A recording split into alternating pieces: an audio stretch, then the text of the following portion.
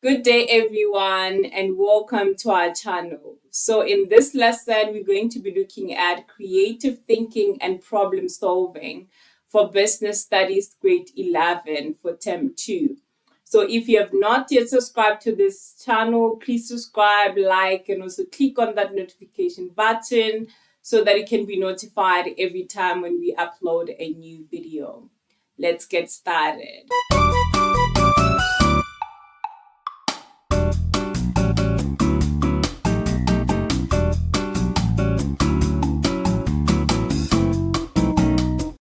So we're going to start by looking at key concepts for this lesson. And the first one is creative thinking, which is a skill that lets you consider things from a fresh perspective and different angles. So, for one to understand creative thinking, you need to understand creativity, which is the ability to think about a task or a problem in a new or different way. Or we can say that it's the ability to generate new ideas. And we have routine thinking. So this involves following established patterns or familiar procedures or relying on tried and true methods.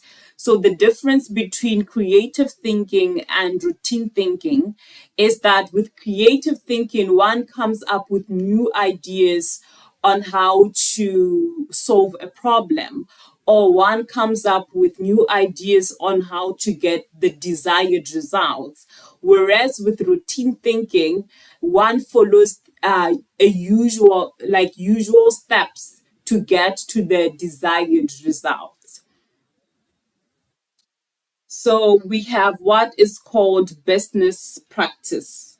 So this refers to methods, strategies, and processes used by a company or an organization to conduct its operations or manage its resources and achieve its objectives. So basically, we can say that a business practice is any strategy or activity used by a business to manage and reach its organizational objectives.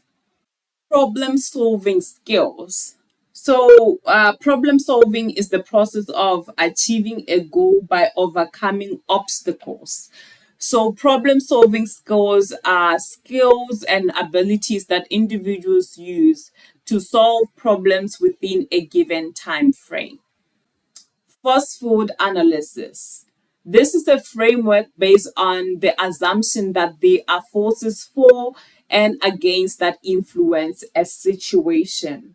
So, the idea behind force field analysis is that situations are maintained by equilibrium between forces that drive change and others that resist change, which means that for a change to happen, the driving forces must be strengthened and the resisting forces must be weakened. Generation of ideas. So we need to look at what the word generate is, which is to cause something to exist, to produce, or to create. So when we speak of generation of ideas, we are speaking of a creative process of coming up with solutions and ideas. Conventional solutions. So, to understand conventional solutions, we need to understand what the word conventional is. So, conventional means to conform or to adhere to accepted standard. And it's also based on what is generally done and believed. So when we say you conform to something, for example, we can say that you get to a community that believes that everybody that succeed in that everybody that is to succeed in starting a business and being successful in it, it's someone who be coming from a rich family.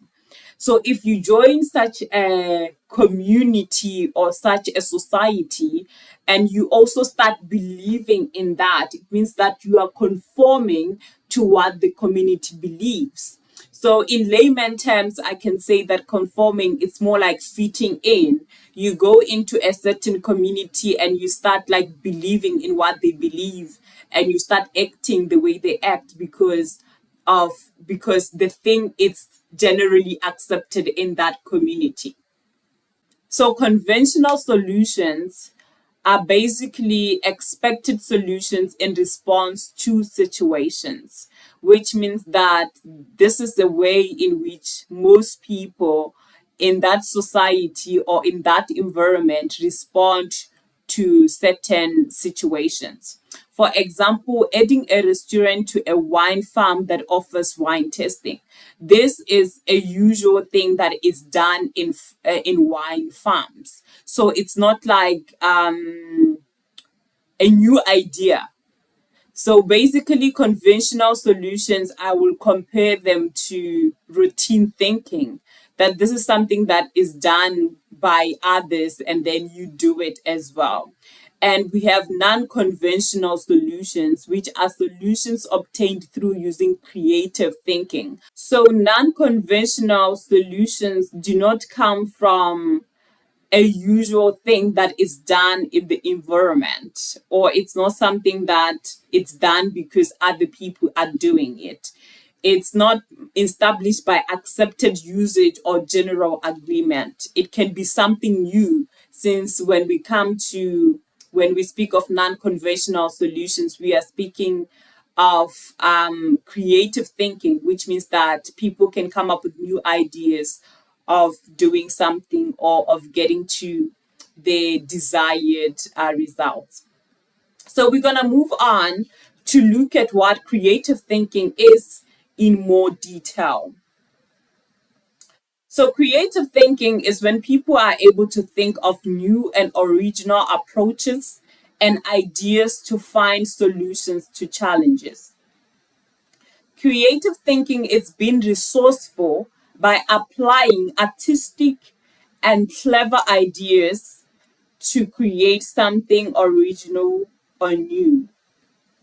So now we're going to look at routine thinking versus creative thinking. So remember that with routine thinking, one uses like a usual pattern to do something. And with creative thinking, then one comes up with new ideas. So, routine thinking is associated with a left brain function where the focus is on logical thought and a methodological way of doing things. It is where consistent, normal thinking is applied to a specific situation. Doing things in the same way will lead to the same results because past decisions are used to solve current problems. So it is believed that you cannot do the same thing, follow the same steps, and expect different results. So if you want different results, it means that you must come up with new ways of doing things differently. So you cannot follow the same procedure, the same steps, and believe that you're going to get like different results. So with routine thinking, you use the same steps that you've used before, which means that you're going to get the same results that you got before when you used the same steps or when you followed the same pattern. No new ideas or thought patterns are generated.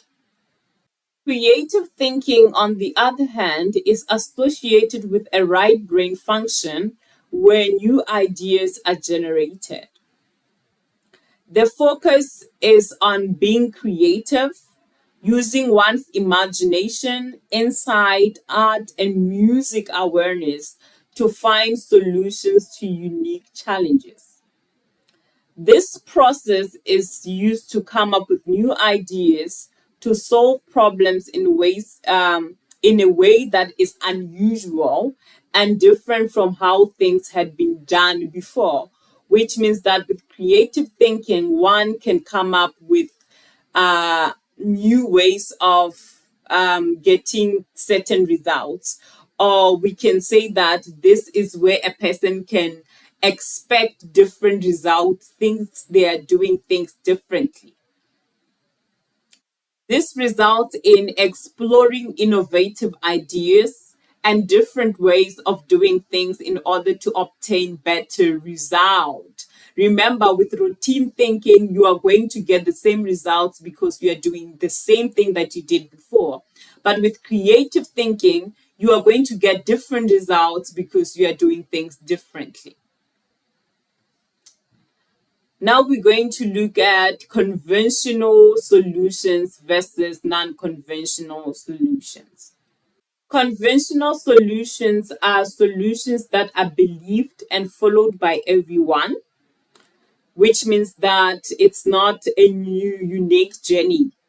It's not something that someone says, you know what, I'm going to start this business regardless of the fact that nobody has done it and succeeded in it, which means that you are not following anyone. Everyone might be against maybe your business idea. Maybe some people could have tried it and failed, but then you say that I'm going to take this journey. So with conventional solutions, you do what it's believed by everyone. So these solutions are what most people expect and they appear to be normal. They focus on being relevant to a situation.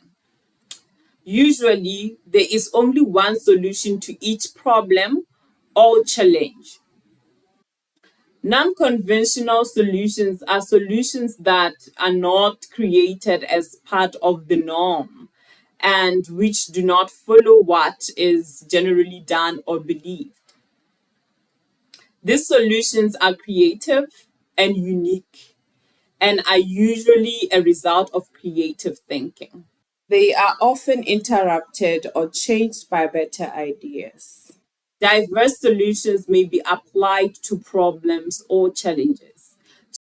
So, to have a better understanding of conventional and non conventional solutions, you can compare, you can look at conventional solutions as a routine thinking kind of solutions. And you can look at non conventional solutions as creative thinking kind of solutions. Now, we're going to look at ways in which businesses can create an environment that stimulates creative thinking in the workplace. Businesses must emphasize the importance of creative thinking to ensure that all staff members know that their ideas will be heard. The business should inspire staff members to come up with new ideas. The business should plan regular workshops so that brainstorming sessions can be held to generate new ideas. The business should also ensure that communication channels remain open by placing suggestion box around the workplace. The business should train staff members to think creatively, to solve problems, to use mind mapping and literal thinking. The business should encourage job exchanges within organization and other businesses to improve creativity in the workplace. Businesses should encourage alternative ways of working and doing things. Businesses or a business should accommodate employees' ideas and try not to let anyone feel less important in the workplace. So, this means that a company that allows its employees to generate new ideas or to come up with new ways of doing things has a chance of growing and being more successful because the employees will come up with new ideas of doing things to ensure that the business grows and that the business is up to date with what's happening in the economy. Now we're going to be looking at the advantages of creative thinking in the workplace. So, creative thinking will lead to improved participation of staff members, which will ensure the generation of new ideas. The business will have competitive advantage over other businesses because of the unique strategies that are introduced. So when a business it's using conventional solutions or when a business relies on routine thinking, it means that they keep on doing the same thing every time, which means that there might be no room for improvement. There might be no room for competitive advantage because they don't have unique strategies of doing things. But with creative thinking, the business now will have competitive advantage over other businesses because of the unique strategies that they introduce. Businesses will be able to solve complex problems when they are using creative thinking. As management and employees introduce and create many ideas, saving time and money for the business, productivity will increase. Managers and employees will demonstrate more confidence as they perform their duties. Managers will be inspired to lead their teams more effectively, and managers and employees will apply their knowledge in a collaborative manner when performing their duties. So, as a creativity or creative thinking it's encouraged in the workplace, the morale among staff members will be improved. Creative thinking also leads to a more positive attitude as managers and employees will feel that they have contributed towards problem solving. Creative thinking will ensure that managers and employees stay abreast of latest developments in technology. Managers and employees will be more creative as they are challenged to work outside of their comfort zone. Creative thinking may lead to new inventions which will improve the general standard of living. Managers and employees will feel that they have contributed towards problem solving. So now we're going to be looking at problem solving. So problem solving in businesses is an instrument that is used to determine if there are aspects within the business environment that needs to be changed. This is done so that there is better control over the business environment. And it is also done to ensure that if there is anything that needs to be corrected, the solutions are found and implemented as quickly as possible. Now we have the Delphi technique and the force field analysis, which are the two techniques that can be used by businesses to solve complex problems. So before we can go into problem solving techniques, I want us to understand what problem solving is all about. Problem solving is the process of studying a situation to find ways to bring about change. It involves collecting facts that include problem finding and problem shaping.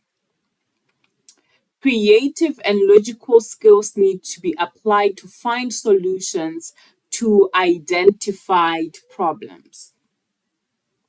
Alternative solutions will also be generated and evaluated in response to problems. Problems can be solved by an individual, a group, or a team member. So, problem solving also needs creative thinking because when you use creative thinking to solve problems, you're going to examine the problem, you're going to consider possible solutions. Moving on to problem solving techniques, we have Delphi technique.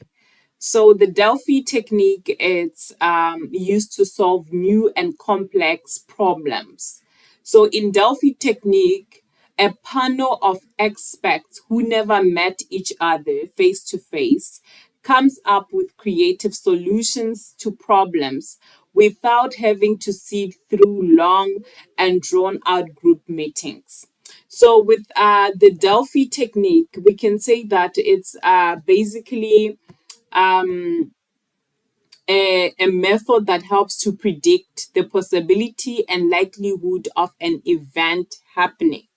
So the word Delphi was derived from a Greek name, which is Oracle of Delphi, and it helps to get a mutual agreement towards a standard solution. So this group of experts come up with their own creative solutions, and then at the end, those solutions are supposed to be used. Like at the end of the day, there should be one agreement from all those. This process is regarded as an exploratory and detailed procedure. It can happen across the globe and involves collecting streamlined and structured information. And we have force field analysis. Force field analysis is used for decision making, especially when implementing change management. The analysis involves identifying the advantages and disadvantages of a decision for change. So, for example, let's say that a production company wants to increase its production capacity by 20% in the next 6 months. So remember, I said that with force field analysis, for a change to happen, the driving forces must be strengthened and the resisting forces must be weakened, which means that when using force field analysis, there is a need to look at the driving forces and also the resisting forces. So the driving forces, these are the forces that motivate the goal. What is the goal that you want to achieve? So the driving forces are the things that motivates your goal, and the resisting forces, they are forces that are against your goal, which means that the production company will have to write down their driving forces and also their resisting forces or restraining forces. So for example, the driving forces can be that uh, demand is increasing and the company needs to meet it. So that is why they are now thinking of increasing productivity because there is more demand from customers. And another one, it can be that the company has secured a new contract with a large client that requires more output. And another one, it can be that the company has access to new technology and equipment that can improve efficiency and quality. The company, let's say the company also has a skilled and motivated workforce that is willing to learn and adapt. So those are the driving forces. Those are the forces that motivates them to increase productivity capacity in the next 6 months.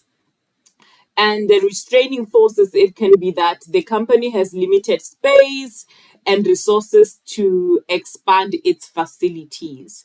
And another one, it can be that the company faces competition from other manufacturers and offers lower prices or faster delivery.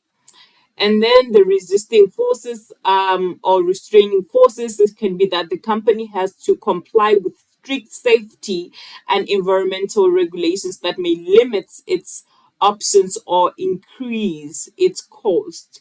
So when using force field analysis, it's more like we're looking at the advantages of taking a certain decision and also the disadvantages of making that decision, which is going to result in a change. So now we're going to look at the application of Delphi technique and force field analysis. So we're going to start by Delphi a Delphi technique. So when applying Delphi technique, businesses should invite a panel of experts to study the complaints from customers. Experts do not have to be in the same place and will be contacted individually. A questionnaire consisting of questions on how to improve the quality of products and services must be designed and distributed to the panel members and experts. The panel should respond to the questionnaire individually to suggest improvements to the product and then return them to businesses. The responses from experts must be summarized in a feedback report. The feedback report and a second set of questions or questionnaires based on the feedback report must be sent to the panel members. The panel members are requested to provide further input or ideas on how to improve quality of products or services after they have studied the results and documentation.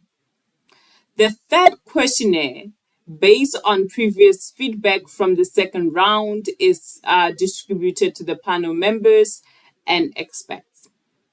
A final summary or feedback report with all the methods to improve the quality of products and services is prepared.